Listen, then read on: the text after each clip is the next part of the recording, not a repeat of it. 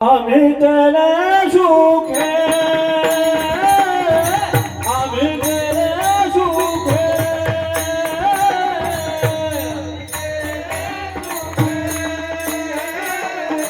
आम्ही त्याला सुखे आम्ही त्याला सुखे आम्ही त्याला सुखे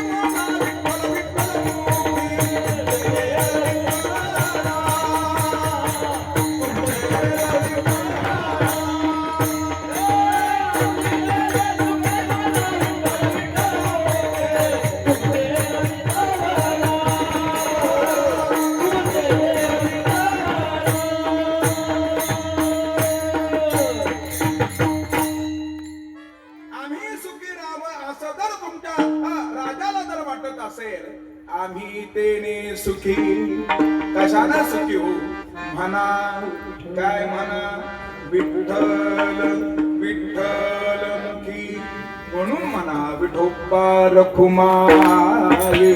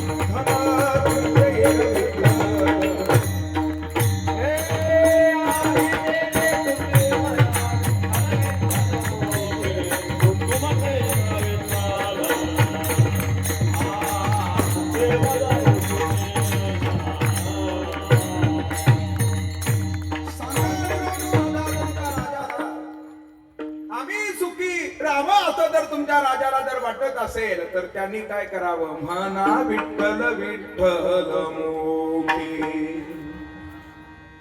आणि दुसरा भाव मी प्रस्तावनेमध्ये सांगितला, त्या साधनेच्या माध्यमातून आम्हाला सुख प्राप्त झालं, संतांना सुख प्राप्त झालं. तर कशानं सुख प्राप्त झालं? सर्व सुख ल्यालो सर्व अलंकार. पण त्यासाठी केलं काय? सदा नाम घोष करू हरी कथा, येणे सदा चित्ता समाधान. सर्व सुख द्यालो सर्व अलंकार. आनंदेने वरडून जसो आनंदेने वरडून जसो. त्या साधनाच्या माध्यमातून आम्हाला सुख प्राप्त झालं, ते साधन विठ्ठल आहे. म्हणून म्हणा विठ्ठल विठ्ठल मुखी. तुम्ही घेई घेई माझे वाचे आणि गोड नाम विठोबाचे. वाचा गीत गायचे वाचा गीत गायले. मुखाना भगवंताचं नाम चिंतन करा. म्हणा विठ्ठल विठ्ठल मुखी. त्या विठ्ठलामध्ये विधाता म्हणजे ब्रह्मदेव, ठ म्हणजे नीलकंठ, त्याच्यामध्ये भगवान सदाशिव, ल म्हणजे लक्ष्मीपती म्हणजे भगवान महाविष्णू. तिघांचाही समन्वय आपल्याला पाहायला भेटतो. असं म्हणा विठ्ठल विठ्ठल मुखी. पण सोपं साधन आहे ना महाराज. खाता पिता उठता बसता आपण काय करू शकतो? हे नामचिंतन करू शकतो महाराज, नामचिंतन करू शकतो. पण आपण वेळ देत नाही महाराज. देतो का वेळ? नाही ना वेळ देत आपण. काहीतरी भगवंतासाठी वेळ काढा, काहीतरी भगवंतासाठी वेळ काढा. माणसं म्हणतात महाराज मरायला सवड नाही आम्हाला. असे आहे ना? काय म्हणतात आहे ना? म्हणतात काय? बरं खरंच मृत्यू आला तर माणसं, बरं आल्यावर मी माणसाला जावं असं वाटत. अशी म्हातारी त्या ठिकाणी आता रोज अंगामध्ये जायची, लाकडं तोडून आणायची, मुळी डोक्यावरती घ्यायची. आणि अशी म्हातारी कंटाळीच महाराज. एक दिवस अशी कंटाळी अशी कंटाळी, आणि एक दिवस तिने अशी जी मुळी होती याची रक्कम खाली आपटली. यमा अरे कुठं लपलाय तू आणि किती दिवस मला इथं ठेवतो? असं तिच्या मुखातून शब्द निघाले. यमाला विचार केला, म्हणे अरे आतापर्यंत कोणी माझा नंबर सुद्धा सेव्ह करून ठेवला नाही, आणि म्हातारीने तर मला डायरेक्ट मेसेज पाठवला, आपण गेलं पाहिजे महाराज. आणि असे यमदेव आले. कोण रे भाऊ तू? म्हणे मी यमत आहे आजी, तुम्ही मला पाचारण केलं ना म्हणून मी आलेलो आहे. आणि ज्या वेळेला म्हातारीनं असं हे म्हातारीचे शब्द ज्या वेळेला ऐकले महाराज, त्या म्हातारीने यमाचे शब्द ऐकले. आणि त्यावेळेला यमदूताला पाहिल्यानंतर म्हातारी म्हणाली, भाऊ मी तुझीच वाट पाहत होते, पण खरं सांगू का हे मुळी उत्तर कोणी नव्हतं म्हणून तुला हाका मारला. मला वाटलं असंच आहे ना मला, असंच आहे.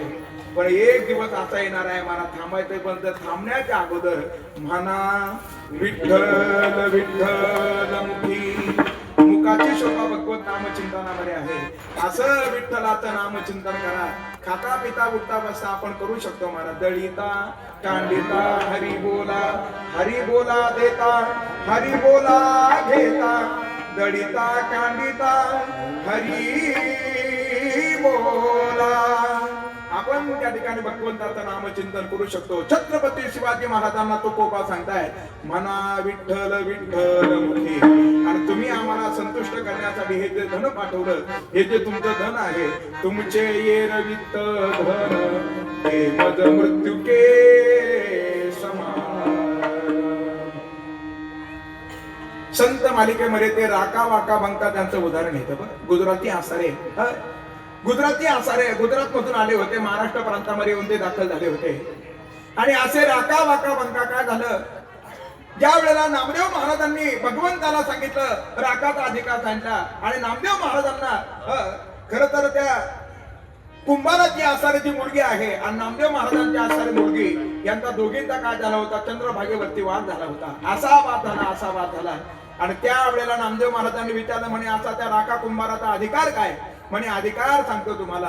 आणि भगवंत नामदेव महाराजांना बरोबर घेऊन निघाले, रुक्मिणी आई साहेबांना बरोबर घेऊन निघाले महाराज. आणि त्या रस्त्यानं आसारे हे तिघ जण चालले होते ना, त्या रस्त्यावरती त्यांनी सोन्याचं कडं टाकलं. असं सोन्याचं कडं टाकलं. आणि हे झाडाच्या लपून पाहत होते. राका कुंभार आले महाराज, त्याच्या बाजूने निघून गेले. आपण काय केलं असतं आपण? ते असे दोन लेकरं शाळेमध्ये जरा उशीर आले. बरं शाळेमध्ये उशीर आले. खरं तर ते लेकरं 7 येणं गरजेचं होतं आणि ते बरोबर 8:45 वाजून गेले, मग आले बरं त्या ठिकाणी. आणि मग गुरुजींनी विचारलं, म्हणे बाळांनो कशामुळे तुम्हाला उशीर झाला?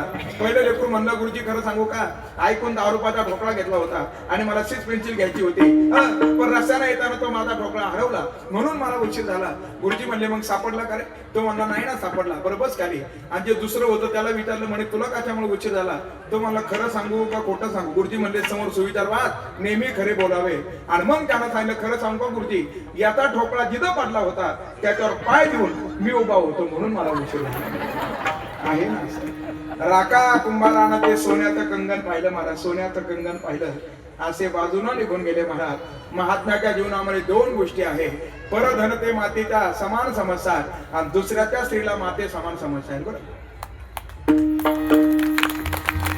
परधन मिट्टी समजानिये हो, पर श्री माते समान, फिर भी हरि नहीं मिले तो तुलसीदास जवान.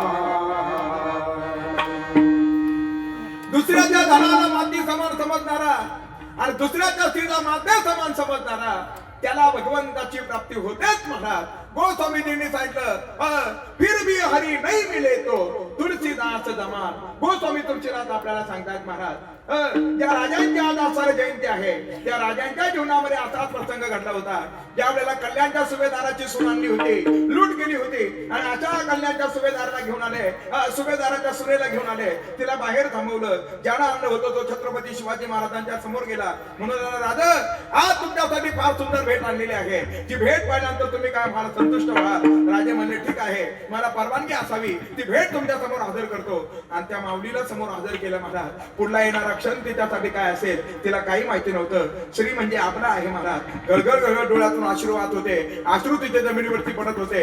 राजांच्या समोर ज्या वेळेला त्याला उपस्थित केलं, राजाने तिच्याकडे पाहिलं महाराज, तिची अवस्था पाहिली. राजाने आपलं सिंहासन सोडलं होतं, एक एक पायरी उतरत राजे खाली आले महाराज. आणि धावत धावत राजे जसे आले तसं राजाने त्या माऊलीचं काय घेतलं, दर्शन घेतलं महाराज. पराव येणारी रुक्मिणी समान. घाबरू नका, घाबरू नका, घाबरू नका, अजिबात घाबरू नका. तुम्ही माझी बहीण आहात. छत्रपती शिवाजी महाराजांचा पर उपकारी नेने पर निंदा आणि पर स्त्रिया सदा बहिणी मागा. त्या घाबरू नका. पुरणपोळीचा स्वयंपाक केला म्हणे, तिची बोलवण केली आणि दुसऱ्या दिवशी ज्या वेळेला स्वतःहून छत्रपती शिवाजी महाराज त्या माऊलीला पोहोचवण्यासाठी निघाले, कल्याणचा सुभेदार आला होता. जिंदा या मुर्दा जसा असेल तसा त्याला आपल्याला पकडायचा आहे. आणि स्वतः त्या सासरे बोलणं येताना पाहिलं आणि त्या माऊलीनं घोड्यावरून खाली उडी मारली. मामाजी उनको मारना मत, उनको मारना मत, आप उनको आपका शत्रु समझ रहे हैं, वो आपके शत्रु नहीं है. आप उनको आम आदमी समझ रहे हैं, वो आम आदमी भी नहीं है. आप उनको भगवान समझ रहे हैं, वो तो इंसानों के बीच का भगवान है. उनको मारना मत. हे त्या माऊलीच्या आसारे काय होते, शब्द होते मारा. परस्त्रीला मातेच्या समान समजणारा आणि दुसऱ्याच्या धनाला माती समान समजणारा. तुमचे येरवित धन ते मज मृत्यू के समान. दुसऱ्याचं धन माती समान समजावं. ते राका कुंभार निघून गेले महाराज. त्यांच्या पाठीमागे त्यांची मुली, त्यांची पत्नी आली महाराज. पंका आली, पंका आली. ती त्या कंगनापासून पुढे गेली, पण तिनं विचार केला. काय विचार केला? म्हणजे पाठीमागं माझी मुलगी आहे, तिच्या मनामध्ये अभिलाषा निर्माण होईल, अभिलाषा निर्माण होईल. अरे त्यांचं जीवन असं होतं ना, त्या राका कुंभाराचं असं जीवन होतं.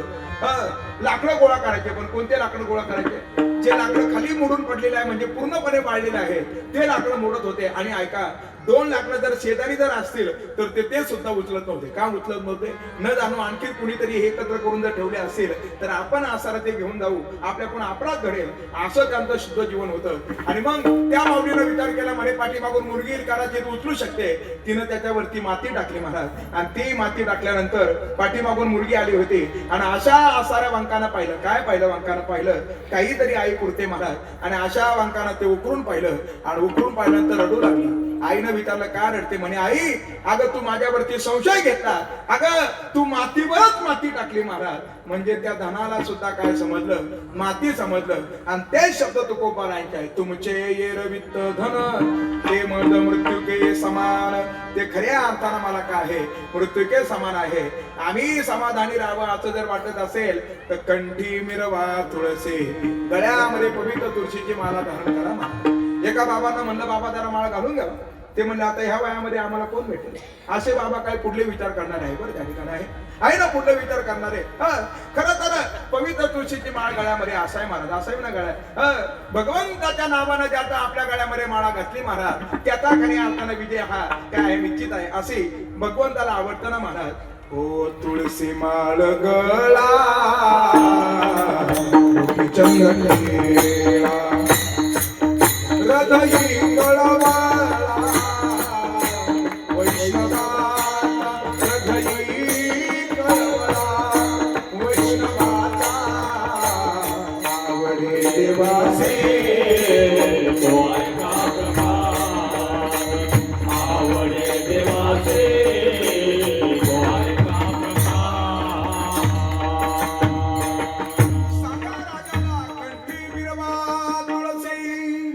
कंठामध्ये काय करा वा तुळशी तुळशी हार गळ्यामध्ये घाला मारा. कंठी मिरवा तुळशी आणि हे सर्व करत असताना व्रत करा एकादशी.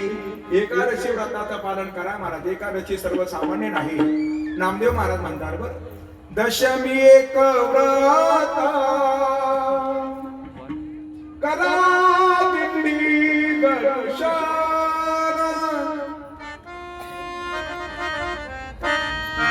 एकादशी उपवास अरे तुम्ही जागा जागर जागा रे जागा रे गोपाळानो राम नामे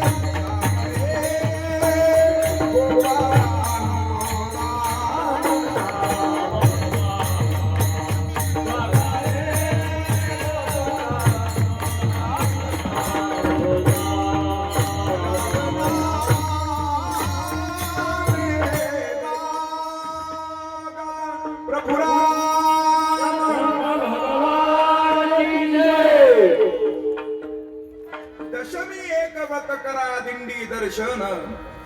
एकादशी उपवास तुम्ही जागा जागर. कंठी मिरवा तुळशी व्रत करा एकादशी. कशासाठी हे जर तुम्ही जर केलं तर आम्ही तेने सुखी. आणि हे सर्व करत असताना नित्य स्वरूपानं मनवा हरीचे दास. तुका म्हणे मज हे आस. तुका म्हणे मज हे आस.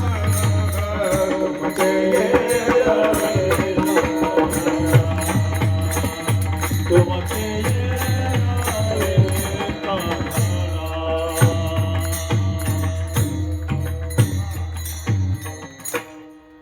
मन वाघरीचे दास. तुका म्हणे मज हे आस.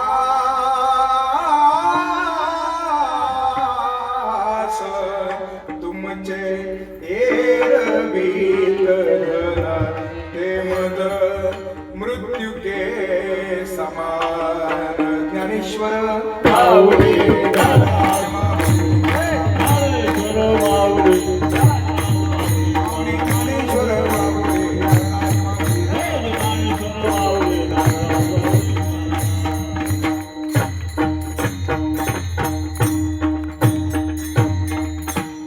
राजाला आमचा निरोप. दास जर व्हायचा असेल तर फक्त भगवंताचा दास व्हा महाराज. ऐका सर्वजण ऐका बरं. कोणी प्रपंचाचं दास होत, कोणी कुटुंबाचं दास होत, त्याच्या पुढे काही दास होतात महाराज. बाईलीचा दास, पितरांशी उदास, तुकोबारा म्हणतात थुंका थुंका त्याच्या तोंडावरी. कुणाचा दास व्हायचा आपण ठरवून घ्या महाराज. अरे पत्नीचा दास होण्यापेक्षा एका राजाने विचार केला आपल्या नगरीमध्ये कोण कोण स्वतःच्या पत्नीचा ऐकतो आपण जरा पाहिलं पाहिजे. सगळ्या नगरीला राजाने पाचारण केलं होतं.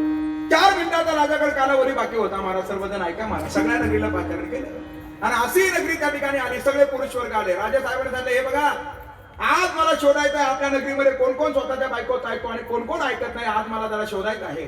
लोक म्हणले निवाडा कसा करणार. म्हणजे निवाडा फार सोपा आहे बरं. कसा निवाडा करणार. एका बाजूला सफरचंद ठेवले आणि दुसऱ्या बाजूला घोडा बांधलेला आहे.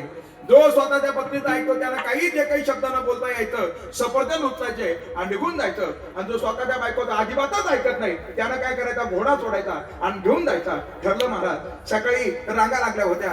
अरे सकाळी 9 वाजता लागलेल्या रांगा, सकाळी 9 ला रांगा लागल्या होत्या. सायंकाळी 5 वाजेपर्यंत 5 ट्रका सफरचंद खपला महाराज. पण एकही तो घोडा सोडायला कोणी आलं नाही महाराज. कळलं ना आपल्याला, कळलं ना आपल्याला. कुणीच आलं नाही. 5 ट्रका सफरचंद गेला.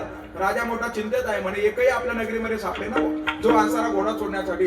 इतक्यामध्ये एक व्यक्ती आला महाराज. असा बलदंड वाघासारखी त्याची छाती, पिळदार असारा मिशा, तार तार तार चालत होता. राजाला वाटलं नक्की आपलं काम होतंय आता. आणि ते जसं आलं त्यानं घोडं सोडलं महाराज. राजाला मोठा आश्चर्य वाटला. प्रधानजी टाळी द्या. म्हणे का टाळी द्या.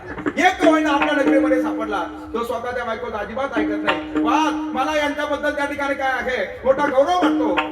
जा म्हणे घोडा घेऊन जा. म्हणे अजिबात ऐकत नाही का. ते म्हणले आपण अजिबात ऐकत नाही. जा म्हणे घोडा घेऊन. तुम्ही आमची इज्जत राखली, नाव बिव लिहून घेतलं. आणि प्रधानजीला राजा सांगत होता बरं झालं बुवा 5च्या नंतर का पहिला एक जण आला त्यानं घोडा सोडला. आणि एवढी चर्चा चालू असताना ते घोडं घेऊन पुन्हा पाठीमागं आलं.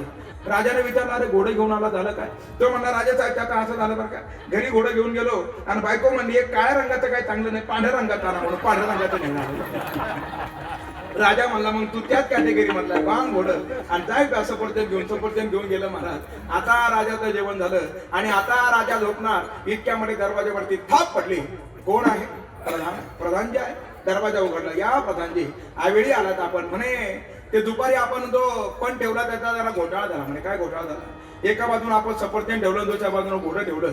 कोण घोड्याने नाही ते घोडा असा असतं त्याच्या ठिकाणी 36 का 72 घोडी असतात. म्हणे 72 घोडी देव मान कट्टी 72 घोडी त्याच्या ठिकाणी असतात. तुकोबाराने वर्णन केलं. म्हणे ते घोडं कोण नाही. एखादा बिचारा असेल ना ऐकणारा पण त्या घोडी पाहिजे त्यानं काय केलं असेल कारण ते घोडं सोडलं नसेल. आपण काय करायला पाहिजे होतं, सोनं ठेवायला पाहिजे होतं. मग आपल्याला कळलं असतं कोण कोण ऐकतो कोण कोण ऐकत नाही. राजा म्हणला अगदी माझ्या मनातच बोलला. मला सुद्धा वाटत होतं एका बाजूने सफरचंद असावं आणि दुसऱ्या बाजूने सोनं असावं. प्रधानजी म्हणले जर तुम्हाला वाटत होतं जर सोनं असावं मग हा बदल झाला कसा. आणि मग राजानं सांगितलं हिनं ऐकलं नाही म्हणून घोटाळा झाला. मग प्रधानजी म्हणले राजा साहेब सफरचंद कापून देऊ का तुम्हाला. तसं चालेल कारण राजा कोणत्या कॅटेगरी सापडला त्याच कॅटेगरीमध्ये सापडला. आणि मग राजानं प्रधानजीला विचारलं प्रधान अरे या प्रश्नाचं उत्तर तू उद्या सकाळी मला विचारू शकत होता. असा आयवेळी का आला. राजे साहेब मी तिला तेच म्हणत होतो पण तिनं ऐकलं नाही म्हणून मला यावं लागलं. म्हणजे मग शेवटचं पेट्रोल शिल्लक आलं एवढं उचललं चल टाटा महाराज. अरे इतरांचा दास होण्यापेक्षा दास माझ्या भगवंताचं व्हा. धन्य आम्ही जन्मा आलो दास विठोबाचे झालो. आम्ही दैवाचे दास पंढरी रायाचे. आम्ही ज्याचे दास त्याचा पंढरी निवास. तुमची ये दासीचा दास करून ठेवा. आशीर्वाद द्यावा